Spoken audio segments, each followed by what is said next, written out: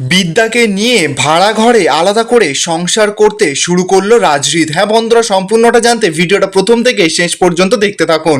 ধারাবাহিকের শুরুতে দেখা যাচ্ছে তোরসা কাশ্যপবাবুকে বলছে যে আমি বিশ্বাস করি না যে রাজরিত বিদ্যাকে ভালো না বেসে থাকতে পারে। কিন্তু আমি এটা খুব ভালো করে জানি যে তুমি আর রাজদেববাবু ওরা দুজন ওদের মাঝখানে প্রাচীর হয়ে দাঁড়াচ্ছ। কাশ্যপবাবু তখন বলছে যে ঠিক আছে, তাহলে তুমি রাজজিৎকে একবার ফোন করো। তোরসা তখন বলছে যে হ্যাঁ আমি তো ফোন করব। কাশ্যপবাবু তখন বলছে যে হ্যাঁ, আর রাজজিৎকে ফোন করার পর যদি রাজজিৎ বলে যে ও বিদ্যাকে ডিভোর্স দেবে তখন তুমি কি করবে? তোরসা তখন বলছে যে তুমি যা বলবে তাই করব। এই বলেই তো তোরসা রাজজিৎকে ফোন করে। অপরদিকে দেখা যাচ্ছে রাজজিৎ তো রাজদাবাবুকে খাওয়াচ্ছিল, তখন রাজজিতের ফোনটা বাজছে। তো এবার রাজজিৎ ফোনটা দেখে রাজদাবাবুকে বলছে যে শাশুড়ি মা ফোন করছে। রাজদেববাবু তো এবার রাজজিৎকে বলছে যে দাঁড়া, তুই ফোনটা ধরতে পারবি না, আমাকে ফোনটা ধরতে দে। এবার তো রাজদেববাবু ফোনটা তুলেছে। তোরসা তো এবার বলছে যে আমি তোরসা ব্যানার্জি বলছি, রাজজিৎ বলছো? রাজদেববাবু তখন বলছে যে না, আমি রাজজিতের বাবা বলছি। তোরসা তো এবার রাজদেববাবুকে বলছে যে রাজজিৎকে কি একবার ফোনটা দেওয়া যাবে? রাজদেববাবু তখন বলছে যে ও তো আমাকে এখন খাওয়াচ্ছে, অনেক রেস্ট্রিকশন করে দিয়েছে আমাকে ডাক্তার। আমাকে জানেন তো, ডাক্তার প্রচুর প্রচুর রিপোর্ট দিয়েছে, কিডনি থেকে শুরু করে শরীরের প্রত্যেকটা অঙ্গ। আপনার মেয়ে তো আমাকে আর মানুষ বলে গণ্য করেনি। পিতা তো ছেড়েই দিন, কলেজের মধ্যে যেভাবে আমাকে শারীরিক নিগ্রহ করে। তোরসা তখন বলছে যে এইসব কথা এখন ছাড়ুন না। আমি জানি কিন্তু কলেজে কি কি হয়েছিল, কারণ আমি কলেজে গিয়েছিলাম। আপনি প্লিজ একবার রাজজিৎকে ফোনটা দিন। রাজবাবু তখন বলছে কিন্তু ও তো আমাকে খাওয়াচ্ছে। তোরসা তখন বলছে যে আপনি কেন এক কথা বারবার বলছেন? রাজদেববাবু তখন চিৎকার করে বলছে যে আমি এই কথাটা বলছি কারণ যেই সেবাটা আপনার মেয়ের করার কথা ছিল সেটা এখন আমার ছেলে করছে। সে নিজের কাজের সময়টুকুনি বাদ দিয়ে সারাক্ষণ আমার সঙ্গে রয়েছে। সে আমাকে ওষুধ খাওয়াচ্ছে, সে আমাকে খাবার খাওয়াচ্ছে, আমাকে সমস্ত টেস্ট করাতে নিয়ে যাচ্ছে, যেগুলো কিন্তু আপনার মেয়ে বিদ্যার করার কথা ছিল। তোর সাথে রেগে যাচ্ছে, বলছে যে আপনি প্লিজ একবার ফোনটা রাজজিৎকে দিন। রাজদেববাবু এবার কি করবে, লাউড স্পিকারে দিয়ে রাজজিতের সামনে ধরেছে ফোনটা। রাজজিৎ এবার বলছে যে হ্যালো। তোর সাথে সোজাসুজি কথা বলছে, বলছে যে রাজজিৎ আমার কাছে কিন্তু একটা কাগজ এসেছে, তাও আবার সেটা আইনি কাগজ। এই যে সেই কাগজে যদি তুমি সই করো তাহলে কিন্তু ওই যে মন্ত্রপুত করে যে তোমার বউকে বিয়ে করে এনেছিলে, বিদ্যার সঙ্গে বিয়ে হয়েছিল, সমস্ত কিছু কিন্তু শেষ হয়ে যাবে। কোর্টে দাঁড়িয়ে কিন্তু তোমরা আলাদা হয়ে যাবে। রাজজিৎ তো এবার অবাক, বলছে কি? তোরসা তখন বলছে যে হ্যাঁ এটাই, তুমি কি চেয়েছো ডিভোর্স? রাজজিৎ তো এবার চুপ করে আছে। তোরসা তখন রাজজিৎকে বলছে যে কি হলো বাবা, তুমি চুপ করে আছো কেন? তুমি কি ডিভোর্স চেয়েছো? আমার মেয়ে বিদ্যা কিন্তু তোমাকে সত্যি খুব ভালোবাসে, আর আমি যতদূর জানি তুমিও কিন্তু বিদ্যাকে খুব ভালোবাসো। তাহলে তুমি কথা বলছো না কেন? প্লিজ কথা বলো, সম্পর্কটাকে তুমি প্লিজ ভেঙে দিও না বাবা। রাজদাবাবু তখন চিৎকার করে বলছে সম্পর্কটা পুরোপুরি ভেঙে গেছে। এমন একজন বাড়ির বউ যে নিজের পিতাকে হত্যা করার মতন একটা সিচুয়েশনে ফেলে দেয়, আমাকে পুরো বিছানায় শয্যাশায়ী করে দিয়েছে, তারপরেও আমার ছেলে রাজজিৎ ওর সঙ্গে সংসার করবে, এটা কখনোই হতে পারে না। এবং একটা কথা কি জানেন, আমার কাছে একবারও একটা ক্ষমা পর্যন্ত চাইনি। রাজরিত তুই শোন, তুই না, আমি তোদের সংসারের মাঝখানে বাঁধা হয়ে দাঁড়াতে চাই না। তুই একটা কাজ কর, তুই বরঞ্চ বিদ্যাকে নিয়ে আমাদের যে কোনো একটা ফ্ল্যাটে গিয়ে তুই ভালোভাবে সংসার কর, আমাদের সঙ্গে আর তুই কোনো সম্পর্ক রাখিস না। আর কদিন পর দেখবি তোর শাশুড়ি মা, এই যে তোর শাশুড়ি মা কদিন পর আমার দিকে আঙুল তুলবে, তুলে বলবে যে আমি তো হতে তোদের সংসারটা ভেঙেছি, যা তুই রাজরিত এখান থেকে চলে যা। এই বলেই তো রাজদেববাবু কান্নাকাটি শুরু করে দিয়েছে। রাজজিৎ তো এবার রাজদাবাবুকে বোঝাচ্ছে, বলছে ড্যাডি আমার কথাটা শোনো। রাজদাবাবু তখন বলছে যে না, আর কোনো কথা না, তুই একটা কাজ কর, তুই তোর স্ত্রীর কাছে চলে যা। রাজজিৎ তখন বলছে যে না ড্যাডি, আমি ও বিদ্যার কাছে যাব না, আমি তোমাকে ছেড়ে কোথাও যাব না। তোরসা তখন রাজজিৎকে বলছে যে রাজজিৎ তুমি এটা কি বলছো, বিদ্যার প্রতি কি তোমার কোনো দায় নেই? রাজজিৎ তো এবার তোরসাকে বলছে যে হ্যাঁ আমার দায় আছে, কিন্তু আপনি একবার বিদ্যাকে আসতে বলুন আমাদের বাড়িতে, এসে বাবার ড্যাডির কাছ থেকে ক্ষমা চাইতে বলুন।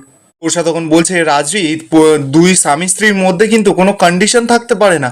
রাজজিৎ তখন চিৎকার করে বলছে যে কোনো ইগো তো থাকতে পারে না, তাই না? তাই বিদ্যাকে বলুন যে আমাদের পরিবারের কাছ থেকে এসে ক্ষমা চাইতে, আর ওকে বলো কলেজ ছেড়ে এসে এখানে সংসার করতে। তোর সাথে এবার অবাক রাজজিৎকে বলছে যে রাজজিৎ তুমি এরকম কথা বলছো? রাজজিৎ তখন বলছে যে আমি কোথায় যাব আপনি বলতে পারেন? একদিকে আমার পরিবার, আমার বাবা মা সবাই, আর অন্যদিকে বিদ্যা। তোষা তখন কাঁদতে কাঁদতে রাজজিৎকে বলছে যে ও তার মানে দাঁড়িপাল্লায় আমার বিদ্যার ওজনটা একটু কম হয়ে গেল, তাই না? আমাকে না বলা হয়েছে ওই কাগজটাতে বিদ্যাকে দিয়ে সাইন করানোর জন্য, স্বয়ং কাশ্যপ ব্যানার্জি আমাকে বলেছে। তাহলে তাহলে কি আমি এই সাইনটা করাতে যাব?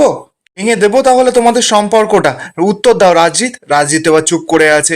তোষা তখন বলছে যে ও তাহলে কি নীরবতাটাই তাহলে সম্মতির কারণ হিসেবে আমি ধরে নেব? প্রসাদ এবার কাঁদতে কাঁদতে বলছে যে রাজজিৎ, বিদ্যা কিন্তু তোমাকে খুব ভালোবাসতো, তুমি এই সম্পর্কটাকে ভেঙে দিও না। এই সময় কিন্তু বিদ্যার হাতটা তোমার ধরাটা খুব প্রয়োজন রাজজিৎ। রাজজিৎ তো এবার যেই একটু ভাববে, রাজদেববাবু তো তখন শিয়ানা স্কিম করে সঙ্গে সঙ্গে রাজজিতের হাতটা ধরে নেয়, নিয়ে বলছে যে আমাকে ছেড়ে যাস না বাবা। রাজজিৎ এবার কি করবে, কোন দিকে যাবে, তাই তোষাকে বলছে যে এখন আমার একজন পিতা, অসহায় পিতা, সে আমার হাতটা ধরেছে বলেই তো রাজজিৎ ফোনটা কেটে দেয়। অপরদিকে দেখা যাচ্ছে যে কাশ্যপবাবু এবার তোষার কাছে গেছে, তোষাকে গিয়ে বলছে যে তাহলে তাহলে নিশ্চয়ই আর কোনো বাধা রইলো না, যাও তাহলে এবার গিয়ে পেপারটাতে সাইন করিয়ে নিয়ে এসো। তোর সাথে এবার রেগে যায়, বলছে যে তুমি তাহলে যেতে পারছো না কেন? কাশ্যপবাবু তখন বলছে যে না, আমি যেতে চাই না, তোমার ওই মেয়ের মুখও আমি দেখতে চাই না। ওই মেয়ে আমার জীবন নষ্ট করেছে, আমার মেয়ের জীবন নষ্ট করেছে, ওই মেয়ে আবার রাজজিতের জীবন নষ্ট করেছে, রাজজিতের পরিবারের জীবনও নষ্ট করেছে, অনেকগুলো ধ্বংসের দায় নিয়ে ওকে সারা জীবন এখন বাঁচতে হবে। বিষাক্ত মেয়ে, ও একটা বিষাক্ত মেয়ে, জন্ম থেকেই একটা অলক্ষী মেয়ে। তোর সাথে এবার রেগে যায়, চিৎকার করে বলছে যে কাশ্যপ। কাশ্যপবাবু এবার তোষার কাছে এসে বলছে যে একদম না, চিৎকার করবে না, যাও সাইনটা করিয়ে নিয়ে এসো যাও। তোষা এবার কি করবে, কাগজটা নিয়ে নেয়। অপরদিকে দেখা যাচ্ছে বিদ্যা তো খুব কান্নাকাটি করছে রাজজিতের জন্য, ঘরের ভেতরে বসে বসে রাজজিতের কথাগুলো ভাবছে আর নিজেকে সামলাতে পারছে না, কেঁদেই চলেছে। ঠিক তখনই দেখা যাচ্ছে যে কেউ যেন এসে দরজা ধাক্কা দিচ্ছে। বিদ্যা তো এবার গিয়ে দরজাটা খুলেছে, দেখা যায় যে তোরসা এসেছে। বিদ্যা তো এবার তোরসাকে ধরে নিয়ে গিয়ে একটা চেয়ারে বসিয়ে বলছে যে আমি জানতাম, জানো তো মা, আমার কাছে কেউ না আসুক, আমার মা আসবে। কোন জন্মের যে ঋণ ছিল কে জানে। তোরসা তখন বলছে যে হ্যাঁ, সেই ঋণ চোকাতেই তো এখানে এলাম। বিদ্যা তো এবার অবাক, বলছে কি? তোরসা তখন বলছে যে হ্যাঁ, তোর সংসার ভাঙার দায়িত্ব এখন এসে আমার ঘাড়ে পড়লো। বিদ্যা তো এবার অবাক, বলছে মা?